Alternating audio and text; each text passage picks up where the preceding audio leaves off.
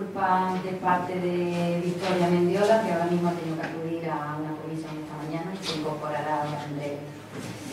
Voy a empezar hoy diciendo que desgraciadamente estamos de nuevo en duelo público por el asesinato machista de una mujer en Tenerife. Jennifer, de 46 años, denunció a su agresor el 8 de enero.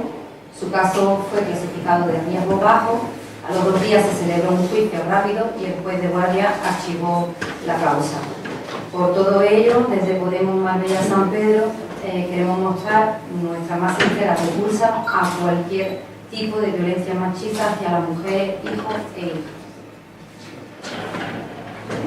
Agradecemos también la presencia de nuestro compañero Alberto Montero, diputado de Unidos Podemos en el Congreso por Málaga y presidente de la Comisión de Empleo y Seguridad Social, que va a pasar a hablar sobre la repercusión que tiene la prórroga de los presupuestos generales del Estado en nuestro municipio.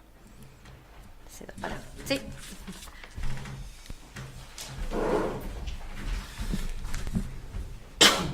Hola, buenos días. Disculpadme el retraso, pero entre llevar al pequeño a la guardería y el lío que hay ahí en Benalmádena a la entrada del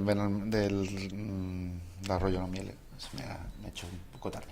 Bien, en primer lugar, lamentar nuevamente una nueva víctima de violencia machista, como acaba de señalar la compañera, y que no olvidemos que la prórroga de los presupuestos tiene una repercusión directa sobre este tipo de actos totalmente lamentables y denunciables. Y es que, a pesar de que considerábamos que era insuficiente, a pesar de que por ello nos abstuvimos en el Pacto de Violencia de Género, el Pacto de Violencia de Género está, a pesar de que además está infradotado presupuestariamente, está pendiente de la prórroga presupuestaria. Si el Gobierno no aprueba, no lleva al Congreso estos presupuestos y por lo tanto no hay presupuesto, se prorrogan los presupuestos de 2017, en 2018 nos encontraremos que ese pacto, que insisto, uno de los elementos fundamentales por los que nos abstuvimos en el mismo y no participamos en él era porque había un maquillaje de la situación que no se dotaba de presupuesto suficiente como para atender ese tipo de situaciones, pues ese pacto no entrará en vigor en los términos que requieran partidas presupuestarias.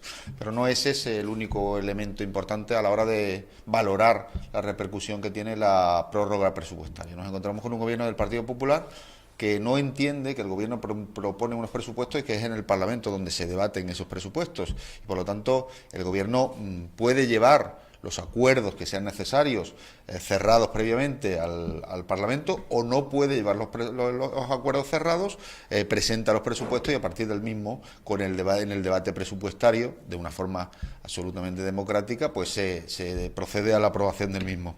El hecho de que se prorroguen los presupuestos tiene distintas repercusiones en distintos ámbitos. Voy a pasar de los generales a los particulares y luego, si queréis, hacéis alguna pregunta. En primer lugar, el que partimos de unos presupuestos que, a pesar de que estamos en un periodo de recuperación económica, al menos en términos generales, siguen teniendo un techo de gasto inferior a 60.000, un techo de gasto que son 60.000 millones menos que antes de la crisis, que en el año 2010, lo que significa que seguimos con una reducción y el mantenimiento de las condiciones presupuestarias como si estuviéramos todavía en la situación de crisis. Es decir, la recuperación económica no se traduce en recuperación del presupuesto. Además, y esto me parece fundamental, desde 2010 la inversión pública ha caído en 30.000 millones de euros. Y eso a nivel del Estado es mucho, y a nivel de los distintos municipios y municipios como este que necesitan de partidas presupuestarias significativas, pues es también muchísimo. Nos encontramos además con una congelación del gasto público. Claro, como el gasto público crece, se congela, y el Producto Interior Bruto va creciendo, lo que ocurre es que la partida presupuestaria, el porcentaje que supone el gasto público sobre el Producto Interior Bruto va disminuyendo. Y por lo tanto vemos como el peso del Estado dentro de la economía es cada vez menor, a pesar de que se mantenga en términos de gasto público. ¿Más elementos significativos? Pues uno que está a pleno orden del día, y creo que luego hay una concentración a las 12 de la mañana a la que lamentablemente no me podré quedar por otros compromisos en la agenda, y es la aprobación vía Real Decreto de una subida de las pensiones públicas del 0,25. Cuando el índice de precios al consumo, hola Victoria, cuando el índice de precios al consumo está subiendo, ha cerrado el año en torno al 1,8. Eso significa que los pensionistas y las pensionistas de este país van a perder un 1,25 de poder adquisitivo con respecto al año pasado. Se conjuga mal tanto discurso de la recuperación económica, tanto discurso de la recuperación del empleo, con el esfuerzo que están haciendo los pensionistas y pensionistas de este país en este momento, donde se les sigue sin atender a sus recomendaciones. Tened en cuenta que España es un país completamente atípico con respecto a Europa en un elemento fundamental, que es la revalorización de las pensiones. Somos el único país de Europa que no utiliza o bien el IPC, la inflación, como se venía utilizando antes, como referencia para revalorizar las pensiones, o bien un índice de subida salarial, es decir, que las pensiones suban lo mismo que estén subiendo los salarios. En eso, la reforma de las pensiones del año 2013 del Partido Popular produjo esa anomalía a nivel europeo que pagan todos y cada uno de nuestros pensionistas anualmente. Medidas como decía la del Pacto de la Violencia de Género no podrán entrar en vigor. Medidas como la Ley de Autónomos que se aprobó hace unos meses en el Congreso también y pasó el trámite del Senado y que debería entrar en vigor y que tiene implicaciones presupuestarias. Tampoco van a entrar en vigor. La subida del salario de los empleados públicos tampoco va a entrar en vigor. Es decir, que nos encontramos con que la prórroga presupuestaria, más allá de ser un todo sigue igual, no es exactamente así, especialmente, como decía, para los colectivos que se les ha exigido y se les ha impuesto un sacrificio durante los años de crisis. Y en el caso de Marbella en concreto, nos encontramos con que Marbella, que fue un municipio donde presentamos innumerables, innumerables no, se podían enumerar, presentamos numerosas enmiendas a los presupuestos para atender reivindicaciones históricas, tanto en términos de infraestructura como en términos de dotación patrimonial en los presupuestos generales del Estado. Nos encontramos con que ninguna de ellas fue aprobada por la connivencia, en este caso, del Partido Popular y de Ciudadanos, que rechazaron todas y cada una de ellas. Y lo que nos encontramos es, esencialmente, con que las inversiones en una provincia que ya fue castigada, como fue Málaga, muy severamente, con una caída muy significativa de la inversión pública per cápita en los presupuestos de 2017, pues todo vuelve a mantenernos en esa situación un año más. El corredor mediterráneo y los estudios para su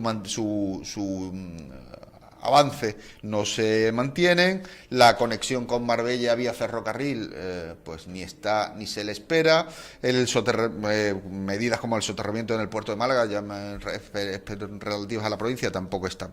Y con respecto a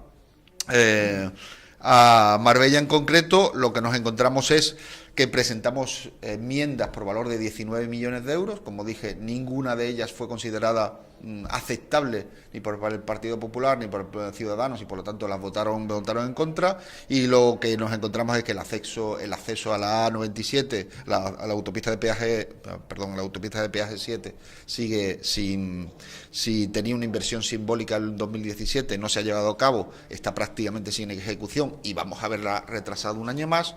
El Museo de Grabado tampoco ha visto ejecutarse ninguna partida presupuestaria, la rehabilitación del edificio de la Comandancia de Marina tampoco, la conexión con Estepona tampoco, el doblamiento de la A7 al nivel del Trapiche tampoco, y cuestiones relacionadas con el saneamiento de playas donde tiene competencias el Estado, pues nos lamentamos volver a tener que decirle a la ciudadanía que no fueron consideradas por aquellos grupos en aquel momento y que se retrasan un año más. Así que ese es un poco el estado de la cuestión en relación con los presupuestos. El sentido de la rueda de prensa es hacer saber a la ciudadanía que la prórroga de unos presupuestos tiene implicaciones para las condiciones de vida, para las inversiones que se tienen que hacer en el Estado y en los distintos municipios, y que no es una simple patada hacia adelante, sino que es, mejor dicho, una patada hacia atrás, porque vamos perdiendo tiempo y vamos perdiendo capacidad de atender las necesidades de nuestros ciudadanos y de nuestras ciudades. Y si tenéis alguna pregunta, pues será maravilloso responderla.